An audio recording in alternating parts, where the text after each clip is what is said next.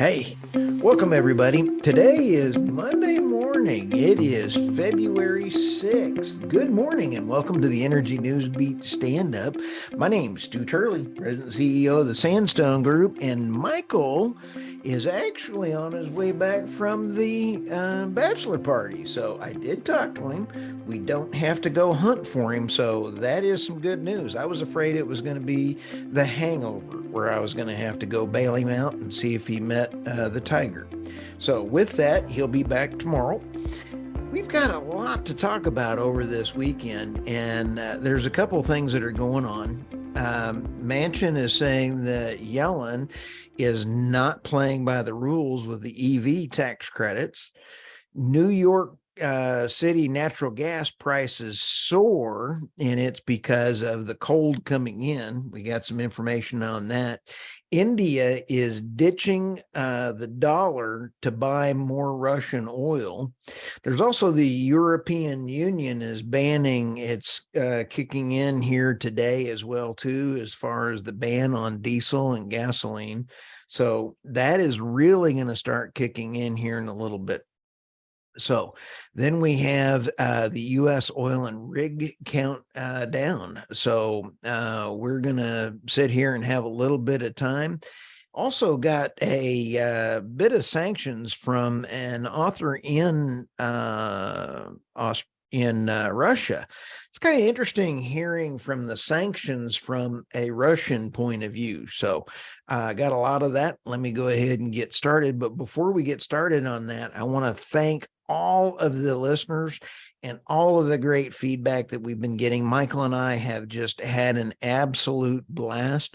Want to give a shout out to all of our other podcast hosts under the Sandstone Media brand, and they are also doing it quite well, just knocking it out of the park as well too. So if you want to get your name out there and your impressions, we have sponsorships available on all 8 of our podcast family.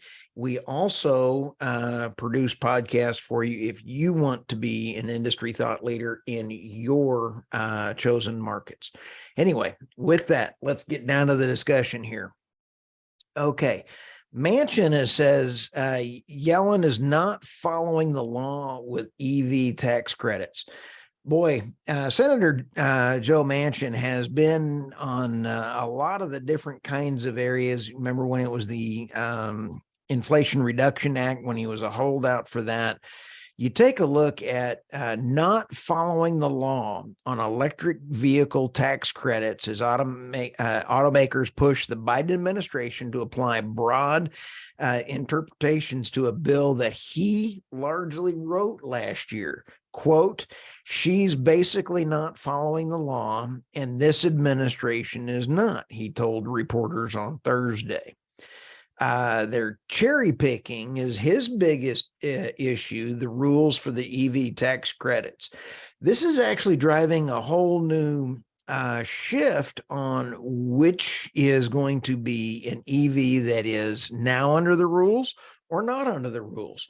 And so then you have Tesla, who is the most profitable EV company out there. They're just now reducing their prices.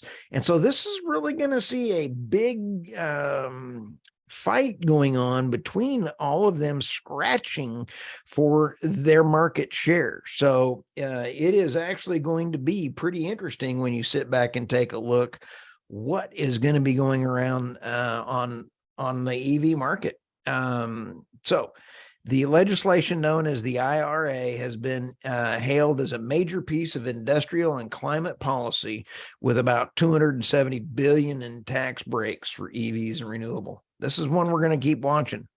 So let me go to the next one. And the next story here is New York City natural gas soars to its highest since 2003 amid bitter cold. But this is lighting the fire for the gas stove ban.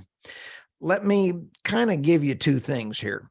At Boston's Algonquin City Gate Hub for Friday's delivered trade price of $58, up from $12 the previous day. In the words of Michael Tanner, holy smokes, Batman. I mean, that is just unbelievable. Here's part of the problem.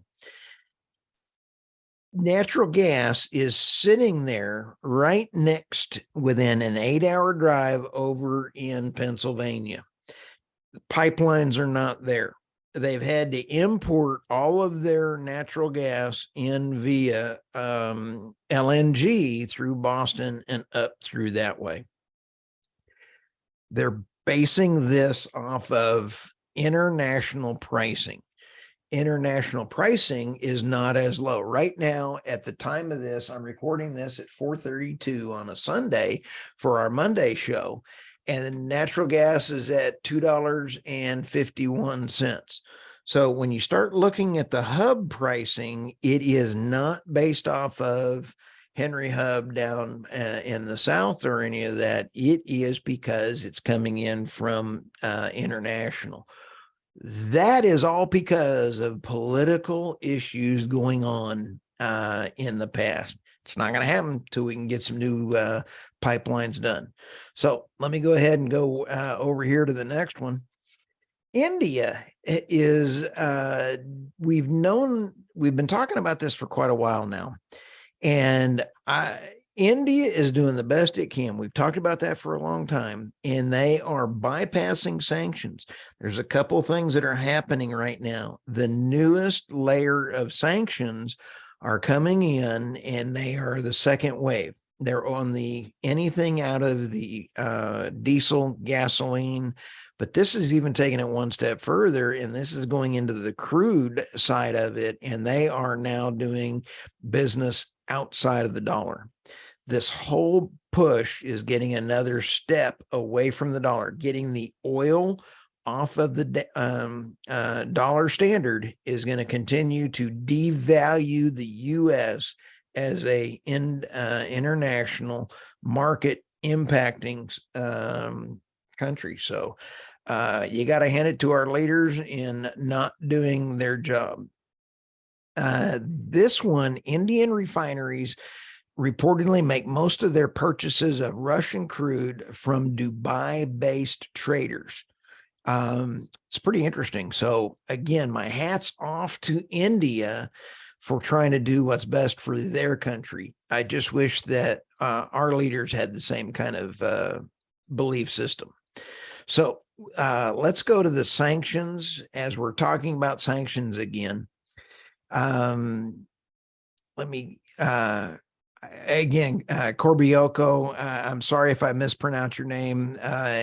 He is an interesting cat. He has got his Substack, and I highly recommend. I'll have his Substack in there. I don't agree with everything he says, but when he does come out with articles, it is interesting to take a look at all sides of a discussion. You take a side of a renewable, you take a side of a troll on Twitter, and I'll go into that here in a minute. I'm having a lot of fun on Twitter with the new Elon Twitter, and quite honestly, I love throwing questions out there and getting trolled. You cannot buy this kind of entertainment and put something out there that seems reasonable, and it is fun.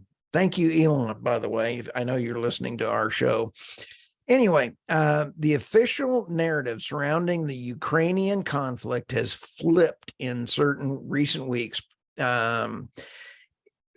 because of the seriously warning about its loss. This next article, the New York Times just admitted that the West's anti-Russian sanctions are a failure.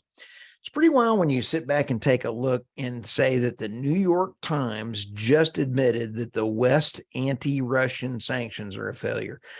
And when you take a look at Coriopo, he's got an interesting Substack. His Substack is really pretty good. I don't always agree with what he says, but his points in here are neither the New York Times, the Western experts that write Anna Swanson cites, nor the IMF credibly can be accused of being Russian friendly, let alone so-called Russian propagandist or even Russian agents, which confirms the observation that this dimension of the golden billions anti-Russian information warfare campaign has divisively shifted. The official narrative surrounding the Ukraine conflict has flipped in recent weeks from prematurely celebrating Kyiv's supposedly inevitable victory into nowadays seriously warning about its likely loss. The real thing about this is we've always said sanctions don't work. Iran has always figured out through years of how to get around sanctions. We've seen that the sanctions, I just talked about that in the article a minute ago with India buying outside of sanctions by going away from the dollar. Having the New York Times admit that there are now sanctions are just not going to work. We're now rolling into a whole new phase with the diesel and gasoline. The EU runs on diesel. There's a lot more diesel demand there, and so does India. So buckle up. I think we're going to see some more price hikes coming around the corner because of this. So, and let's go ahead and on the U.S. front, U.S. oil and rig count falls by the most in weeks since June 2020 from Baker Hughes. Let's see here. U.S. oil rigs fell from 10 to 599 this week, and the lowest since September, while gas rigs dropped to 2 to 158. U.S. futures were down 8%. So this year after gaining about 7%. Wow. All right, guys. Well, with that, we want to just say thank you all very much. Michael will be back tomorrow. I am so grateful I didn't have to go out and try to find him just like it was in the movie The Hangover. I'm too old for that. Anyway, thank you, and look forward to hearing from you soon. We'll see you tomorrow.